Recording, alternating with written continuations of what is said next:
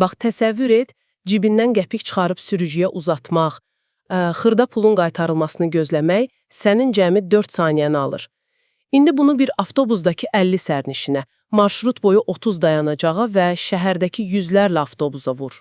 Yəni, o məsum 4 saniyə əslində qlobal bir gecikməyə çevrilir. Tamamilə. Həmin o kiçik saniyələr gizli şəkildə bütün şəhərin trafikini flic edir. Bugün sənin üçün xüsusi olaraq hazırladığımız bu dərin təhlildə bizə göndərdiyin çox qısa, amma həyatımız üçün olduqca mühüm bir xəbəri məhz bu prizmadan araşdıracağıq. Söhbət sadə bir cümlədən gedir. Bu marşrut nağdsız ödəniş sisteminə keçir. Bilirsən, burada ən maraqlı olan odur ki, məsələ sadəcə qəpiklərdən xilas olmaq deyil. Gündəlik gediş-gəlişimizdə çox vaxt fərqinə varmadığımız, belə deyək də, böyük bir səmərəsizlik var. Düzdür. Bir nəfərin avtobusda qəpik axtarması təkcə onun problemi deyil. Arxada gözləyən bütün sərnişinlərin vaxtından oğurlayar. Şəhər planlaması baxımından bu sırf avtobusların toplanması adlanan zəncirvari bir problemi həll etməyə yönəlib. Gözlə, avtobusların toplanması deyəndə nəyi nəzərdə tutursan?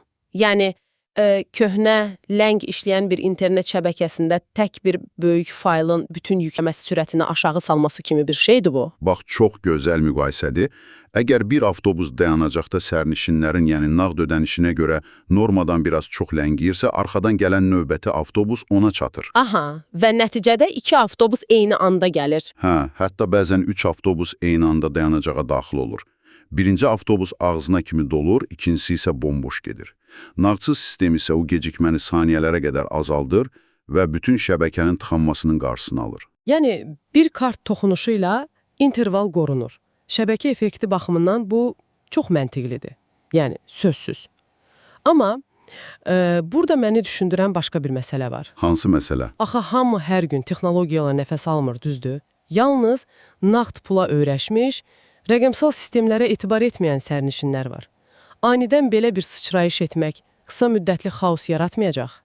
Sualını anladım. Yəni, təsəvvür et, bir gün avtobusa minirsən və sənə deyirlər ki, pul qəbul olunmur, düş aşağı. Bax, qeyd etdiyim məsələdəki ən həssas nöqtə elə xəbərdəki keçir sözüdür.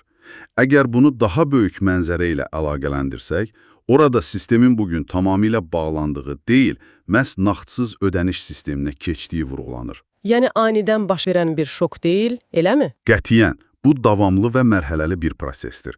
Vaxtilə metro sistemində, xatırlayırsanızsa, jetonlardan plastik kartlara keçəndə də eyni şeyi yaşadıq. Aha, əvvəlcə hər iki sistem paralel işləyirdi, deyəsən. Tamamilə elədir. İnsanlara məlumat verildi, stansiyalara yeni aparatlar qoyuldu.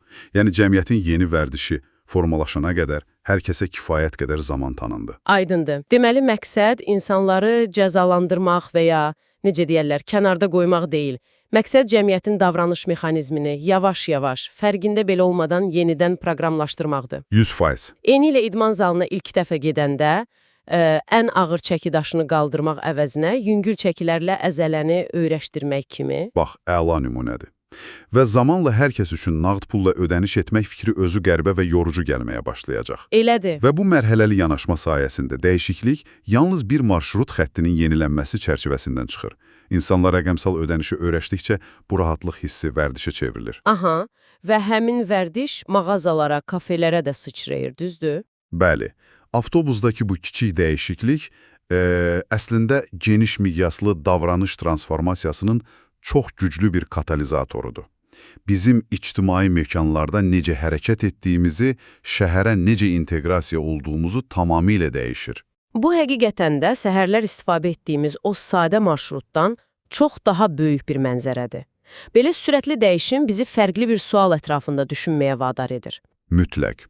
Əgər ən ənənəvi və gündəlik vərdişlərimizdən biri bugün tamamilə nağdsız sistemə keçirsə, görəsən həyatımızdakı daha hansı köklü detallar çox yaxında yalnız rəqəmsal formada mövcud olacaq? Maraqlı sualdır. Bəlkə də o hər gün cibimizdə daşıdığımız ağır, içi qəpiklə dolu pul kisələri cəmi bir neçə ildən sonra muzey eksponatından başqa bir şey olmayacaq. Bu qısa, lakin məzmunlu kəşf yolçuluğunda bizimlə olduğun üçün sənə təşəkkür edirik. Növbəti dərin təhlilimizdə görüşənədək.